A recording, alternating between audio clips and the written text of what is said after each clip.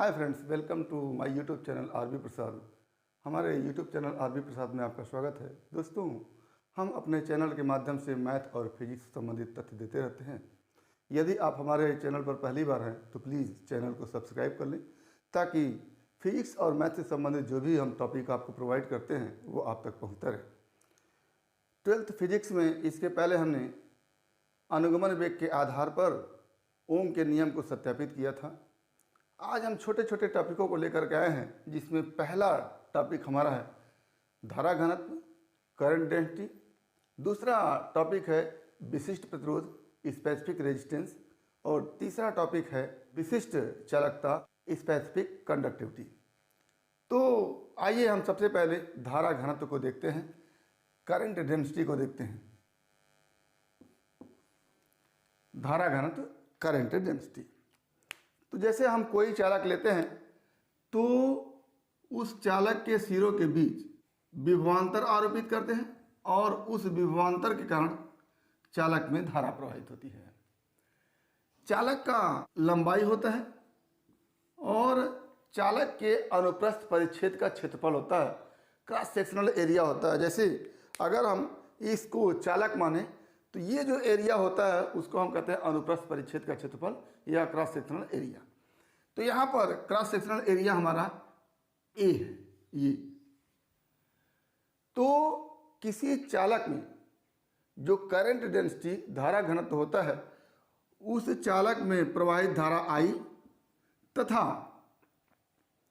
चालक के अनुप्रस्थ परिच्छेद क्षेत्रफल ए का अनुपात होता है। क्या होता है? चालक में प्रवाहित धारा आई तथा चालक के अनुप्रस्थ परिच्छेद क्षेत्रफल ए का जो अनुपात होता है उसी को हम क्या कहते हैं? धारा घनत्व कहते हैं। तो धारा घनत्व को एक लाइन में लिखें कि किसी चालक में प्रवाहित धारा तथा चालक के अनुप्रस्थ परिच्छेद का क्षेत्रफल के अनुपात को धारा घनत्व कहते हैं। इसे जे से प्रदर्शित करते हैं। चूंकि धारा अदिश राशि होती है, इसलिए धारा घनत्व भी क्या होता है? अदिश राशि होती है। यह एक अदिश राशि है और इसका मात्रक क्या होगा? अगर मात्रक यहां से देखें तो आई का मात्रक एम्पियर और ए जो होता है क्रॉस सेक्शनल एरिया होता है, तो उसका मात्रक मीटर स्क्वायर होता है। तो इसका मात्रक क्या हो गया? एम्पियर प्रति मीटर स्क्वायर होता है। और फार्मूले के रूप में देखें तो क्या देखेंगे कि यदि किसी चालक में प्रवाहित धारा आई तथा अनुप्रस्थ परिच्छेद क्षेत्रफल ए हो तो धारा घनत्व, जिसको जे से लिखते हैं, जे बराबर आई अपान ई। और एक चीज और, अनुगमन वेग के आधार पर हमने I का एक और फार्मूला देखा था, जिसमें लिखे थे हम I equal to N E A we D. N क्या था? Number of electron per unit volume, E electron पर charge, A cross sectional area conductor का और वी डी अनुगमन वेग। तो I की जगह हम n E A we d भी लिख सकते हैं। तो क्या लिखेंगे कि since I equal to N E A we d, therefore J equal to क्या हो जाएगा?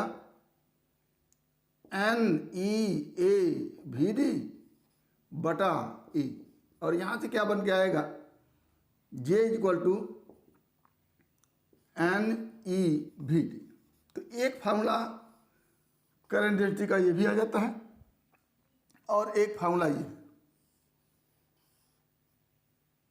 यहाँ हम कैपिटल जे लिखते हैं।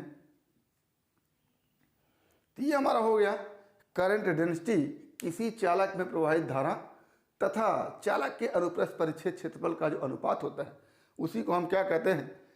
करंट डेंसिटी कहते हैं। इस फार्मूले से करंट डेंसिटी, धारा घनत्व का मात्रक एम्पियर पर मीटर स्क्वायर आ जाता है। और चूंकि I equal to N E A we D लिखते हैं तो यहाँ से जे इक्वल टू लिखेंगे तो आ जाएगा J equal to N e v d, यानी करंट डेंसिटी धारा घनत्व का एक और फॉर्मूला आ जाता है NEVD। तो ये हमारा हो गया धारा घनत्व। आगे हम देखते हैं विशिष्ट प्रतिरोध स्पेसिफिक रेजिस्टेंस क्या होता है।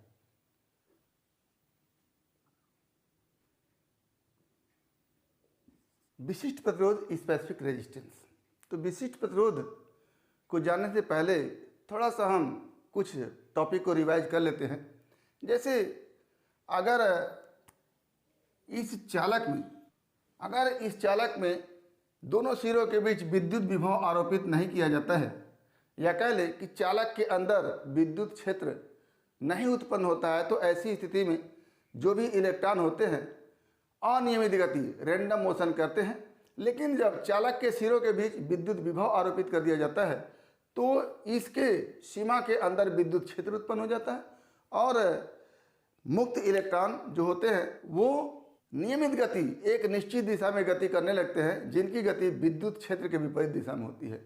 और जिस वेग से ये गति करते हैं उस वेग को अनुगमन वेग कहते हैं। अनुगमन वेग से गति करने के कारण इस चालक में विद्युत धारा प्रवाहित होने लगती है। तो इस चालक के अंदर विद्युत क्षेत्र और धारा घनत्व का जो अनुपात होता है उसी को हम चालक का विशिष्ट प्रतिरोध कहते हैं। तो विशिष्ट प्रतिरोध की एक परिभाषा बन के आएगी कि किसी चालक के सिरों के बीच आरोपित विभवांतर के कारण चालक में उत्पन्न विद्युत क्षेत्र E तथा चालक में प्रवाहित धारा के संगत धारा घनत्व के अनुपात को चालक का विशिष्ट प्रतिरोध कहते हैं। यदि चालक में विद्युत क्षेत्र की तीव्रता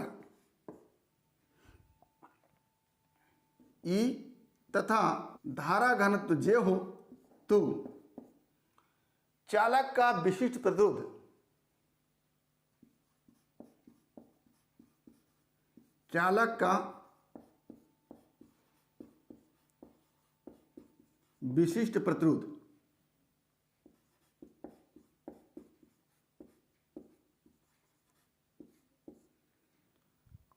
विशिष्ट प्रतिरोध को रो से लिखते हैं। रो निम्नवत होगा।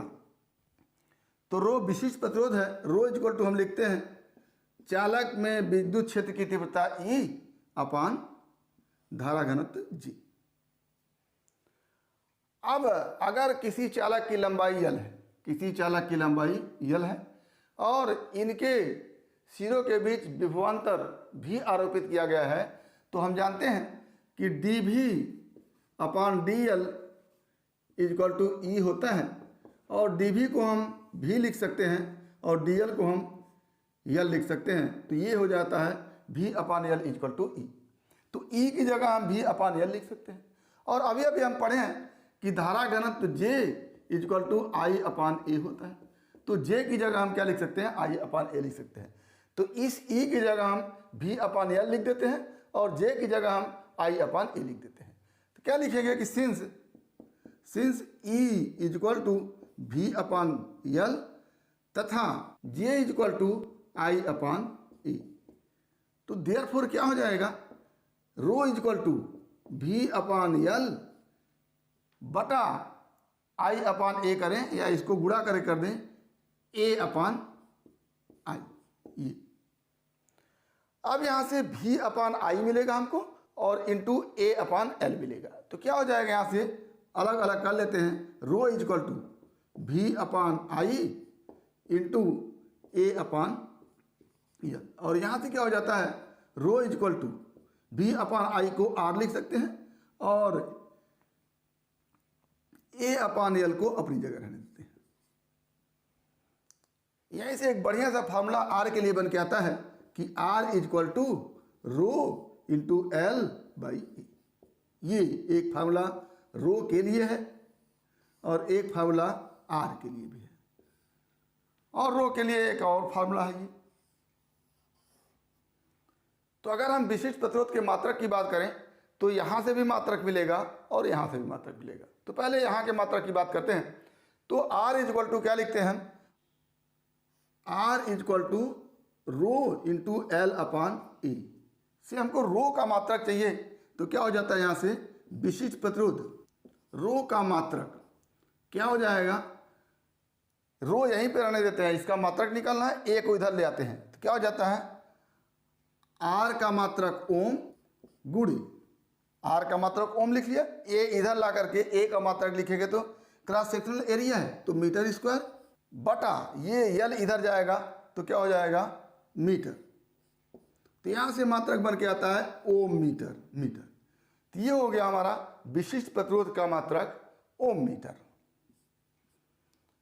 अगर हम यहाँ से मात्रक की बात करें रो इक्वल टू ई अपॉन जे से, ई के लिए हम लिखेंगे न्यूटन प्रति कूलम और जे के लिए लिखेंगे हम एम्पियर प्रति मीटर स्क्वायर, और इसको जब हल करेंगे हम तो क्या हो जाता है रो इक्वल टू न्यूटन प्रति कूलम, कूलम को हम लिख सकते हैं Q equal to I T लिखते हैं तो आई का मात्रक एम्पियर, आई टी होता है तो ये हो गया सेकेंड गुणे इसको उलट देते हैं तो मीटर स्क्वायर बटा एम्पियर।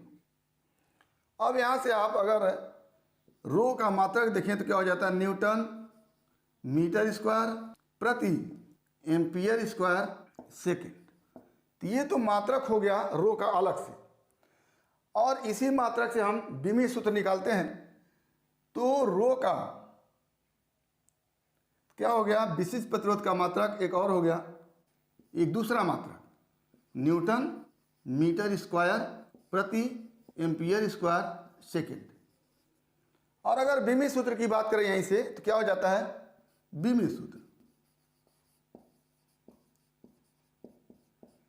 तो बीमी सूत्र न्यूटन का लिखेंगे M L T minus two metre square L square upon ampere square A P power minus two T पर माइनस वन, तो क्या हो जाता है M L cube T minus three और ए माइनस टू, ये हो जाता है हमारा बीमी सूत्र।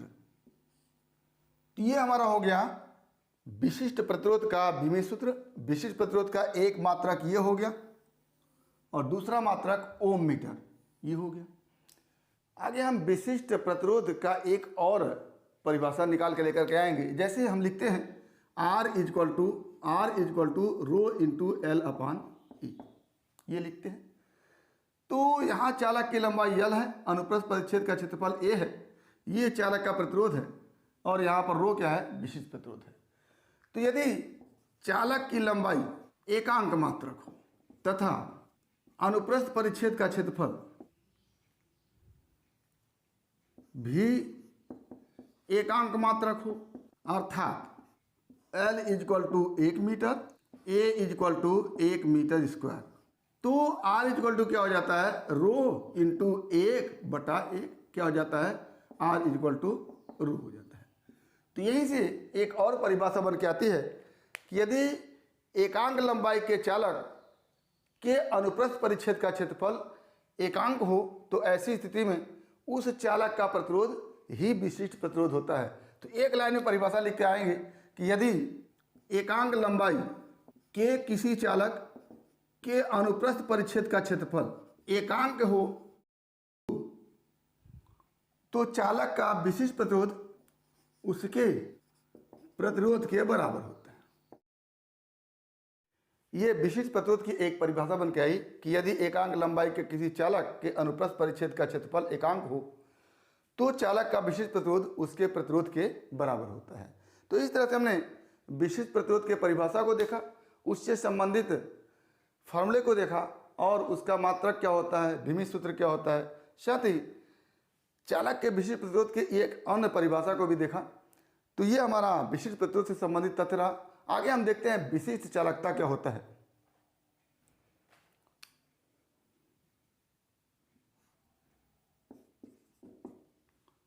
विशिष्ट चालकता स्पेसिफिक कंडक्टिविटी, पहले तो इसको सिग्मा से लिखते हैं। किससे लिखते हैं? सिग्मा से। और ये जो होता है वो विशिष्ट प्रतिरोध का व्युत्क्रम होता है। तो स्पेसिफिक कंडक्टिविटी स्पेसिफिक रेजिस्टेंस का रेसिप्रोकल होता है। तो क्या लिखेंगे कि किसी चालक की विशिष्ट चालकता उसके विशिष्ट प्रतिरोध का व्युत्क्रम होता है। अर्थात विशिष्ट चालकता सिग्मा बराबर 1 विशिष्ट प्रतिरोध रू। अब जहाँ तक मात्रक की बात है तो अगर ये चालकता विशिष्ट प्रतिरोध का व्युत्क्रम है तो उसका मात्रक भी उल्टा हो जाएगा। तो विशिष्ट चालकता का मात्रक ओम इनवर्स मीटर इनवर्स होता है। और बीमी सूत्र की बात करें क्या होगा, एम इनवर्स एल -3 टी +3 और ए +2। तो ये हो जाता है इसका बीमी सूत्र। तो ये हमारा विशिष्ट चालकता हुआ। विशिष्ट चालकता विशिष्ट प्रतिरोध का व्युत्क्रम होता है और उसके लिए फार्मूलों को देखें तो सिग्मा इक्वल टू 1/ρ लिख सकते हैं। आगे विशिष्ट चालकता का मात्रक ओम इनवर्स मीटर इनवर्स और इसका बीमी सूत्र m⁻⁻1 l⁻⁻3 T3A2 होता है। विशिष्ट चालकता का एक और फार्मूला आप लिख सकते हैं। क्या लिखेंगे, since row equal to E/J हम लिखते हैं। तो यहाँ से रो की जगह 1/σ कर लेंगे तो 1/σ इक्वल टू E/J। और यहाँ से क्या बन के आएगा कि J equal to sigma E या सिग्मा इक्वल टू J/E। ये एक फार्मूला अलग से बन के आता है। तो ये J धारा घनत्व, सिग्मा विशिष्ट चालकता और E विद्युत क्षेत्र की तीव्रता में एक संबंध है। और यहाँ से दूसरा संबंध यही इस रूप में भी लिख सकते हैं। तो ये हमारा विशिष्ट चालकता का एक फार्मूला ये हो गया।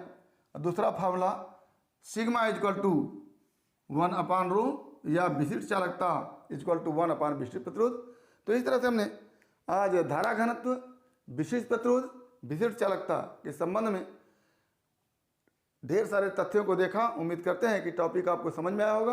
अगर इसमें किसी प्रकार की समस्या है तो आप हमारे YouTube चैनल के कमेंट बॉक्स में कमेंट करके अपनी समस्या का समाधान करेंगे। और यदि वीडियो क्लिप पसंद आए तो प्लीज़ लाइक करेंगे, शेयर करेंगे, साथ ही हमारे YouTube चैनल को सब्सक्राइब अवश्य करेंगे ताकि इस तरह के वीडियो क्लिप का नोटिफिकेशन आपको मिलता रहे और आपके फिजिक्स की मुकम्मल तैयारी होती रहे। तो आज बस इतना ही। अगला टॉपिक अगले वीडियो क्लिप में एक बार फिर आपके भविष्य के लिए बेस्ट ऑफ लक। धन्यवाद।